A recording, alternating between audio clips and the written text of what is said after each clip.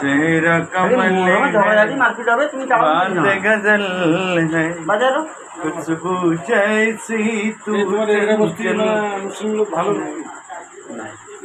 সব থেকে আমার দাদু মাঝনা তাজপুর সবচেয়ে খারাপ। আমাদের বাড়ির কাছে বিদ্যুৎ জিজ্ঞাসা করুন, আমি ওটা ফালতু জায়গা আমাদের ওটা ফালতু জায়গা না। सब मुस्लिम ভালো। তুমি বিজনেসটা করছো না? হ্যাঁ কিটা তুমি বিজনেসটা করছো না বলতে পারো।